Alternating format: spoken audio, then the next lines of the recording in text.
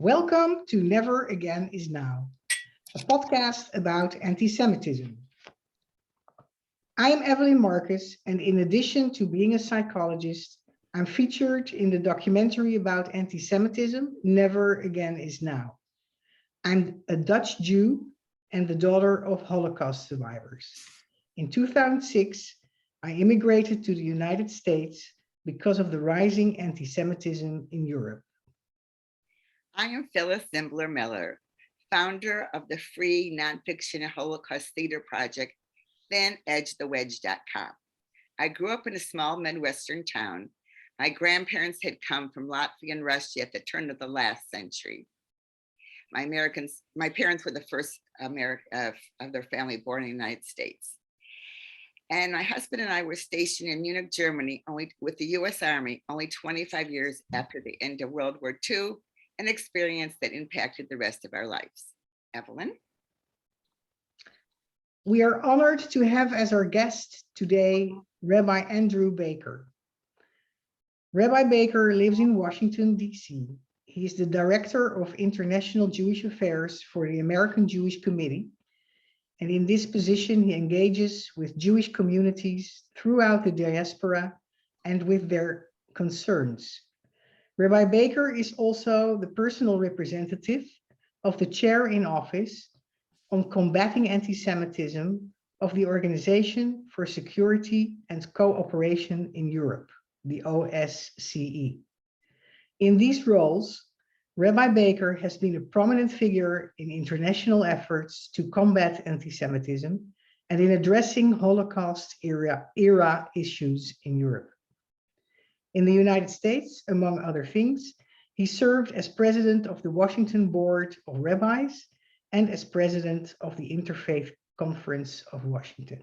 Rabbi Baker, again, it's an honor to have you on our show. Welcome. Thank you. So I am one of those Jews who left Europe about 2 decades ago because of the rising anti-Semitism there. And since 2000, many Jews in Europe are concerned about the safety and consider leaving. There's violence perpetrated by Muslims. There is hatred of Israel at the left, and in Germany and in Eastern Europe, the threat from white supremacy is rising. Do you feel things can get better for the Jews in Europe? And what do you think would be effective in accomplishing this? Well, Evelyn, Phyllis, I'm pleased to be able to be with you and to have this conversation. I think, Evelyn, as you've identified, we've seen quite a remarkable shift that really does go back about 20 years. If we keep in mind, it was really 20 years ago, this very season that we had the UN conference in Durban, a conference that was intended to be a worldwide effort to fight racism, that instead saw as emerging the renewal of the Zionism is racism canard, and frankly, a revival of that anti-Semitic theme that has become so prominent, at least on the political left. We saw as well, only some months after that conference, attacks on Jewish targets in Western Europe, really something that we had not anticipated. And even as they were occurring, parts of our own Jewish communities in Europe were uncertain what they meant. We certainly heard from governments that tried to dismiss them as even being anti-Semitic, somehow suggesting that they were either the attacks of unemployed vandals, and the Jewish targets themselves should not be viewed as being singled out, or almost conversely suggesting, yes, those were the targets, but they were somehow motivated politically because of the Second Intifada, the breakdown of the peace process in the Middle East. Either way, we saw attacks on Jews that were not really recognized, accepted, and certainly at that point not dealt with by by those governments. And that did not get better over those next several years. They got worse. Presumably that was, among other things, what led you yourself to emigrate.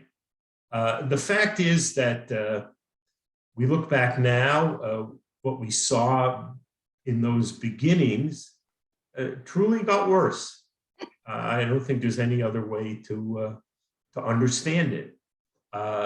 Often, as we took the issue up with different governments in Europe, even simply to get a focus on physical security needs that Jewish communities clearly had, we had difficulties in persuading governments to step forward and to do the right thing. In fact, it's been a long process even to get that focus on addressing security properly in the focus of these governments. Now, in a way, we were aided through some of the first comprehensive surveys of Jews in Europe. They were conducted first issued in 2013 by FRA, by the Agency for Fundamental Rights of the European Union. And one of the things that was quite dramatic in that survey was the significant percentage of Jews in Europe who said they were considering emigrating because of the problems of anti-Semitism. Well over 40% in France and Belgium, I will point out. And again, we did see people leaving. We don't necessarily have a clear way of recording that. We certainly do have a way of identifying those who left Europe to make Aliyah to Israel. So we did see a relatively significant jump in Aliyah, say from France, where those incidents were quite prevalent. FRA did a second survey in 2018. I have to say that not that people were suggesting the problem had itself diminished, but at least if there were people saying they were considering leaving Europe altogether, well, that percentage tended to decrease. But that's by no means to say that somehow the problem was then under control or addressed. So again, if we look back at these 2 decades, I think we see, I want to say, we see something positive in terms of governments and international organizations recognizing the seriousness of the issue, stepping forward in various ways, and we can discuss this a bit later in this conversation. But it wasn't as though the problem itself went away. And in fact, look, I don't think any of us who work in this area would say that somehow we're going to defeat or eliminate anti-Semitism. The goal always has been, can we bring it under control? Can we make sure that Jews can live a full and open and comfortable life without these very real physical threats? And in this regard, I do think over these last 2 decades, there's been significant positive developments on the part, at least, of governments stepping forward, providing increased funding for Jewish community security, more attention and cooperation on the part of police and authorities. Obviously, Jews have also been targets of extreme Islamist terrorist attacks. So it is not simply the degrading, eroding experience in day-to-day life of maybe verbal insults on the street, but it's also a very real physical fear. And I think in this regard, and there continue to be efforts on the part of European governments to do more practical things to address the problem. But the reality out there is we see anti-Semitism coming from across the spectrum. And again, that hasn't disappeared, although I have to say, and we can look at different countries and different settings, it is not a universally bleak picture, even if it is remaining a problematic one. Thank you.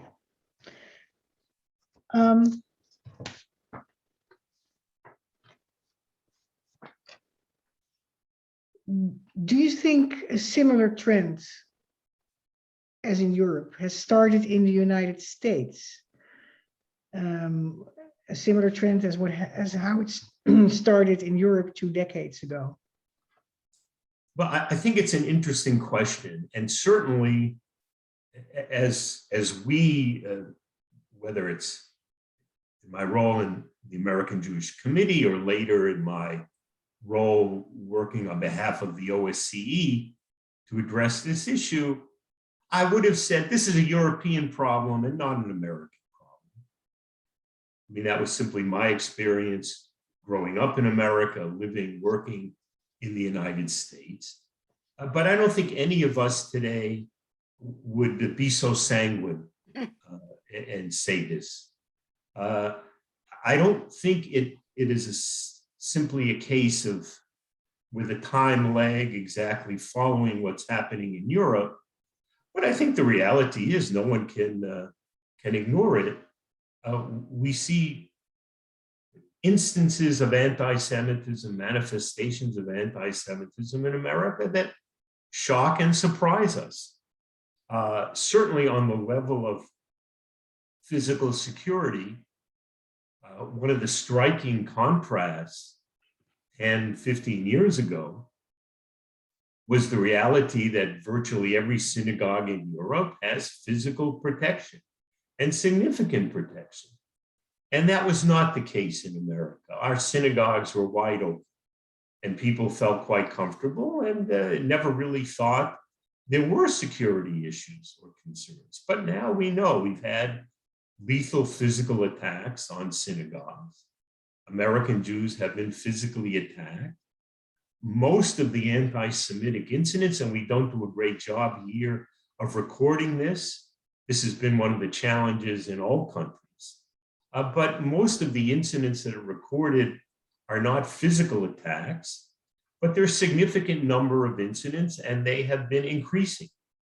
And the reality too, as we saw reflected first in those early Frost surveys, suggesting certainly European Jews feeling concerned with the problem, measuring what they would do, what they would wear as a way of perhaps diminishing anti-Semitic incidents. We saw that reflected here in the United States as well. Again, where people telling us in surveys, in this case, the number of surveys AJC has conducted, they may avoid certain places. They may refrain from wearing things that would identify them publicly as being Jewish out of a concern that they might encounter. It could be as severe as a physical attack, but certainly verbal harassment or made to feel uncomfortable. I would not have imagined that coming here 15 years ago, but of course it very much is present today. So in that regard, yes, I do think we've seen things in America following what we've seen in Europe, although we can discuss further how serious these threats are in the United States from where they come, what's different, and also what may be similar to the European experience. So Yes. To me, it sounds, it feels very much like a déjà vu from Right. what I experienced in Europe and how it started there. Phyllis. My concern goes even farther back. I'm very concerned about history and how we don't learn from it. So Evelyn and I have discussed this even farther back in her coming here to the United States, is that what happened to the German Jews and how they ignored the signs I'm just now reading the famous book, The Rise and Fall of the Third Reich. And it's just amazing what Hitler wrote in Mein Kampf, and everyone said, oh, he's just whatever. So we are a little concerned, Evelyn and I, that American Jews are in that same kind of denial stage that German Jews were. And American Jews are not taking anti-Semitism seriously enough in the United States. So do you agree? And if you agree, how can we kind of wake up American Jews to be more active? Well, I think, there's the question or the challenge of drawing analogies to, say, Germany in the 30s or to the Holocaust. And I think this was certainly something we heard frequently in Europe 15 to 20 years ago. Again, drawing these similar analogies. And there were those, I don't know what it means these days to say one is an alarmist, because in some cases, I think, as both you, Phyllis and Evelyn, realize, it's necessary literally to sound an alarm. I was reluctant then, I'd be reluctant now to draw too much of an analogy to Germany, certainly in terms of what ultimately happened in Germany. Now, as to whether in the 1930s, in Germany or elsewhere in Europe, people were not aware of what ultimately would happen, and that meant what could happen, that maybe here there are parallels to be made. One doesn't have to simply repeat the notion, and it was one, at least for those of us born in America, maybe even to parents who were born in America, but grandparents who came here, the sense was, if not this was the Golden Medina, it was at least a sort of promised land for Jews. And I think for many of us who grew up as children and grandchildren of these people, we understood America in ways that saw it as unique. That didn't mean there wasn't even the experience of anti-Semitism, which was, also part of American history. An anti-Semitism more reflected in discrimination. Yes. Neighborhoods in which Jews couldn't live, quotas at major universities that limited the number of Jewish students, country clubs, social clubs that wouldn't admit Jews. And if you saw that as the measure of anti-Semitism in the 1950s and the 1960s, I think it's fair to say that kind of anti-Semitism has pretty much been vanquished in America. There are a few places that are off limits to Jews in terms of professional careers, in terms of the academic world. Those very universities that limited the very number of Jews, in many cases now have Jews who serve as presidents of those universities. So on one level, Jews are so integrated and have become quite successful in America that really does defy historical experience in previous places, certainly including even Germany in the 1930s, where, yes, it was a very cultured society and individual Jews enjoyed significant success in different areas, but the political pressures, the anti-Semitism in society was also very strong. In America, one reality is it is not a society, it's not a nation defined by blood or ethnicity. It's really a country that is defined by one's civic identity. In a way, we used to say, maybe we can still say, every American has a hyphenated identity. We think of ourselves as Jewish Americans, African Americans, Irish Americans. One somehow didn't have to choose between that ethnic or religion that formed a sense of an identity and your American identity. But maybe this is also something receding into history. The fact is that we can have, I think, a kind of acceptance and place in American society and activism on the part of Jewish organizations and individual Jews who frankly see little or no barrier to their success also in the political arena. But that doesn't mean anti-Semitism goes away. And we do see serious anti-Semitic incidents.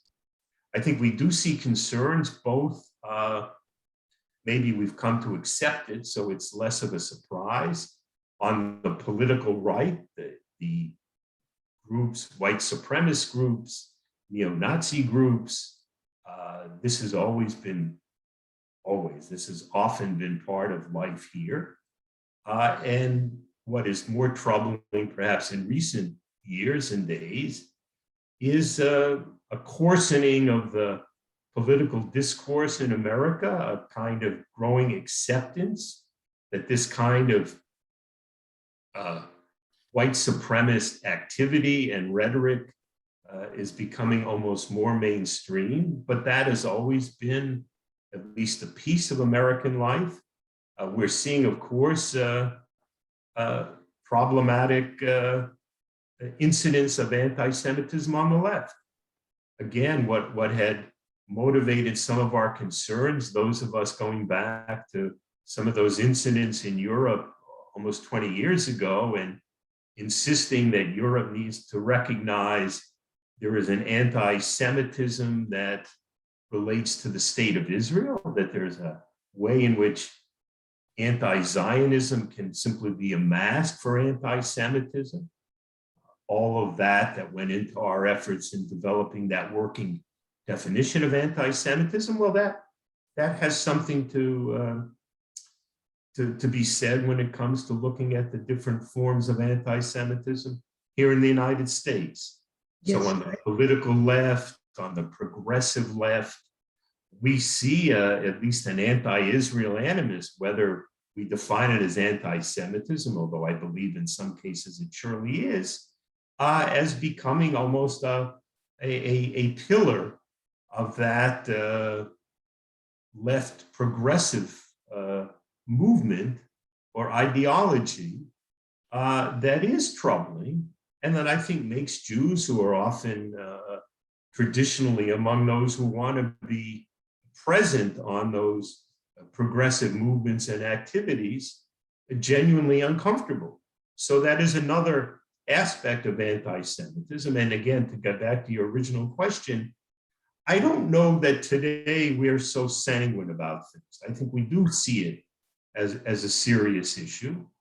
I think our Jewish organizations are mobilizing, although I have to say, as someone who's worked really all of his professional life in the organized Jewish world, no one is going to attack me for overestimating the problem of anti-Semitism. But I don't want to be the kid crying wolf. I do think we see it as a much more serious problem today than we would have recognized or did recognize it even 10 or 15 years ago. It's what I fear is that the Jewish organizations are very well used to and equipped to recognize and combat or end the rising anti-Semitism from white supremacists, because that's the anti-Semitism people are used to in the United States. But what's the so-called new anti-Semitism is the anti-Semitism, the ideological anti-Semitism against a Jewish state. It's a way of being pro-Palestinian. And it's also in collaboration with Palestinian movements that are not looking for a two-state solution. So, and that's getting institutionalized in the United States as it got institutionalized in Europe. What I have experienced in my lifetime was that the Netherlands, where I'm from, was very pro-Israel and not anti-Semitic. The percentages of anti-Semitic attitudes measured were similar to what you see in the United States. And yet, I have seen it in my lifetime flip from pro-Israel to totally anti-Israel, and out of good intentions, out of ideology of human rights, but fed by parts of the Palestinian movement that are not looking for a two-state solution. So we see the same development start here, and I was wondering, do the Jewish organizations recognize this, and if so, what are they doing against it? Well, it's not always easy to make a division between a discussion of Israel or anti-Israel activities and addressing anti-Semitism. I mean, obviously, they can intersect, and they do in some areas. Look, I think one of the most troubling aspects over these last years in the United States when it comes to friends and supporters of Israel is really how partisan the issue had become. I think one of the hallmarks of support for Israel in America was that it was a broad bipartisan support for Israel. At the end of the day, it really didn't matter whether we had a Democratic administration or a Republican administration. We pretty much always had a pro-Israel administration leading this country. It's been not torn essentially into two, but that bipartisanship has clearly frayed. I mean, I think, and there are multiple actors who bear some responsibility. Obviously, there's an interest on the part of Republicans and Democrats to play to your supporters. Both parties have sought Jewish voters and supporters, and will make the case why they're the better ones. But I think we also saw in the previous Israeli prime minister someone who felt quite comfortable with our previous Republican president. And that often looked like a partisan play on the part of Israel when it came to American politics. And it was an awkward situation because the vast majority of American Jews, and they're not voting based on their view of Israel, but the vast majority vote Democratic. So you really did have a kind of a complicated situation. And now we have a Democratic administration. It has within the, at least within the Democratic members of Congress, certainly some, I want to say it's a small minority, but a number of prominent, at least in the media, prominent figures, young representatives who are decidedly anti-Israel, but who are part of this progressive movement in the Democratic Party, and I think therefore get maybe significant attention. It's a problem on the left, I think. Clearly, the anti-Israel animus is a problem, even if it didn't cross over into anti-Semitism, which it does. On the other hand, I think there needs to be a way of putting things in perspective. So we've seen only recently with these actions in Congress some troubling voices on the Democratic political left that would not support replenishing the Iron Dome armaments, clearly a fully defensive tool for Israel in confronting a terrorist organization, Hamas, and their opposition clearly rang a bell for many people here. And yet at the same time, when a full and separate vote on support for the Iron Dome measure was brought to Congress, it received 420 votes in favor. I mean, there's virtually no issue today that enjoys that kind of bipartisan support in Congress. So I think, again, we see the problem of anti-Semitism on either end of the spectrum. But I do think we still have, in large measure, bipartisan support for Israel. And I do believe, I certainly hope, when that anti-Israel animus turns into a form of anti-Semitism, that we'll continue to have people speak out and speak out strongly. Okay. A few months before the Gaza conflict of this year, you said in an interview with the Combat Anti-Semitism movement that interfaith dialogue is an important measure against anti-Semitism. Knowing someone makes it harder to harbor prejudice, you said. Do you still believe so after the flare-up of anti-Semitism during the Gaza conflict? If anything, I think I believe it more. You know, we all are challenged with the essential question: what can we do to push back on anti-Semitism? Exactly. And you know, if there were a silver bullet, if there was a simple and clear and comprehensive answer, I want to say, no matter the cost, we would solve the problem. The fact is, it remains, we often have spoken of anti-Semitism as the world's oldest hatred, but it's surely one that has sort of defied any and all efforts to fully eradicate it.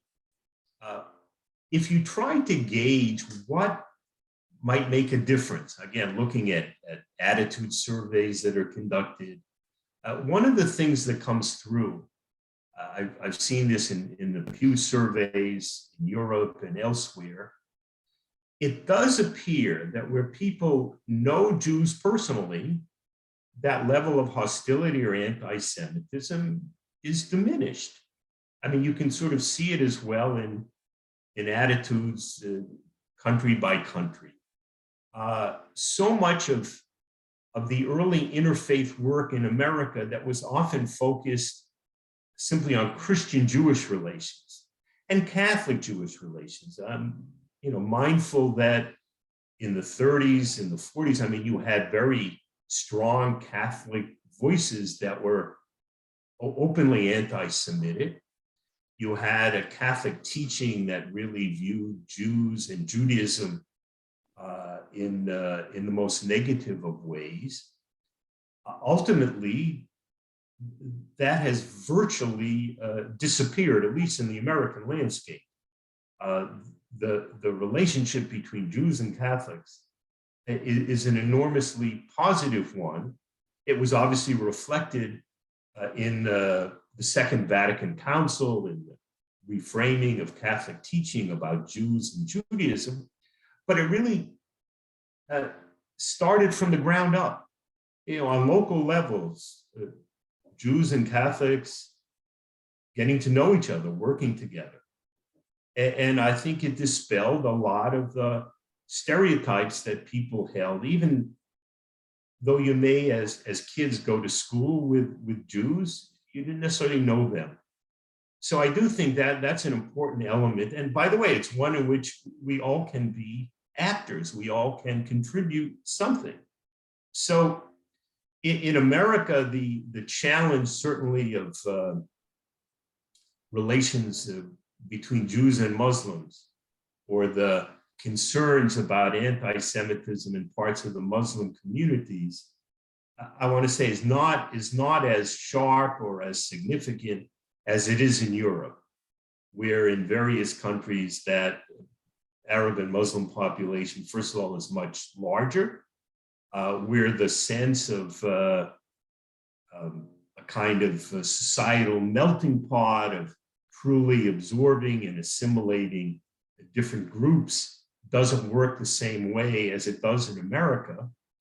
But nevertheless, these are areas where having, I want to say it works on two levels, having personal relationships across religious divides can build understanding and trust and reduce intolerance, but it also serves an important symbolic role. I think as people see these things, see these relationships, that they too can resonate. I think that finally the challenge, the problem, but maybe it's also a tool to our benefit, all is what we see today with social media. In a way, you can know people more directly and intimately, if not personally, through social media. And yet at the same time, all of the prejudice, the stereotypes, even the very hatreds you have can be reinforced by social media. So making those personal connections, those personal contacts, I believe remain very important in the fight against anti-Semitism, even though the challenges of how you work them through are more complex today. I agree with you where it is concerning people dialoguing who are not ideologically influenced against each other. When I don't agree with you if there is an ideology that creates the hatred against the other, against Jews in this context, then I think the knowing each other doesn't make any difference. That's the stories I heard from family who lived in Germany in the 1930s and had great non-Jewish friends, but by the time Nazism came up, the friends who knew them very well flipped and turned against their Jewish friends.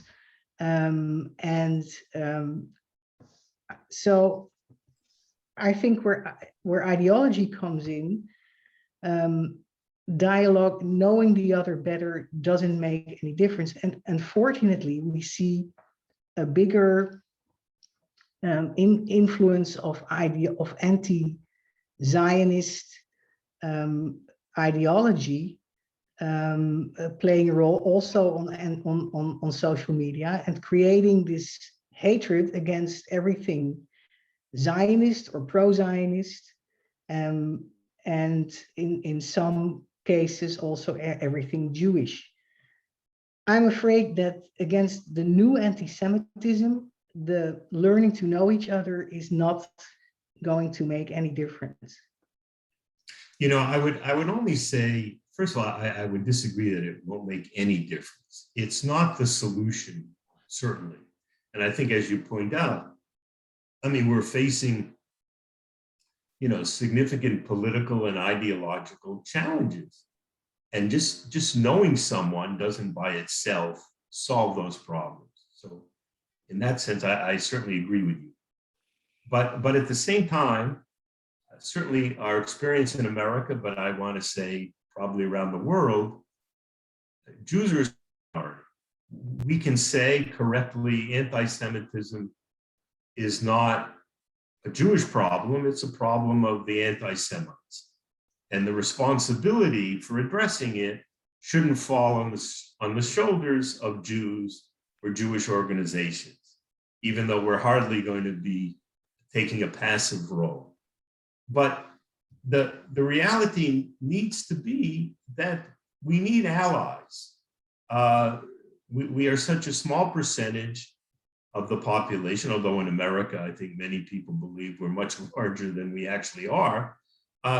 The fact is that we have often been successful because we have allies, because they share, now they may share for political reasons, our views or our goals, but I also firmly believe that we share common values, and that at the end of the day, one of the strongest bases for American support for Israel as a position that has and continues to enjoy, even if it may be eroding, still a significant majority of the American population support Israel, is because there's a recognition that we in America and Israel have common values.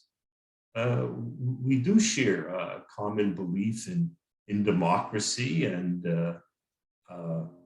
a sense that we resolve our differences through dialogue and political compromise, that we share the same battle against authoritarian elements, against terrorism and extremist elements.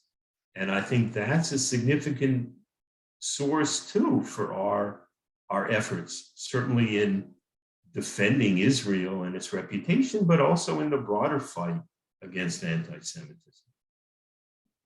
I hope that that in America that relationship holds better than it did in Europe. And I hope you don't have to immigrate yet another time, Evelyn. Right. So we're going to ask you now any last thoughts that you might want to tell our audience, and if there's any advice in those last thoughts about what individuals sitting at home at their computer and not part of a major organization can do to help end anti-Semitism, we'd be glad for those strategies. You know, again, I think everyone can play a role. Obviously, you can support these organizations or political movements that you feel are out there doing this work. But I do believe we all have access to getting our voices out there. I mean, again, it's one of the benefits of social media. We don't simply have to wait or forced to focus in on only a handful of public voices, and maybe we have a chance to comment or maybe not. So I think make your voice known. Speak out and speak up when when issues arise. I think we've always felt that the value of speech has meant, yes, again, that there's such a commitment in America. By the way, this is somewhat of a contrast to Europe, where different European countries do limit hateful speech.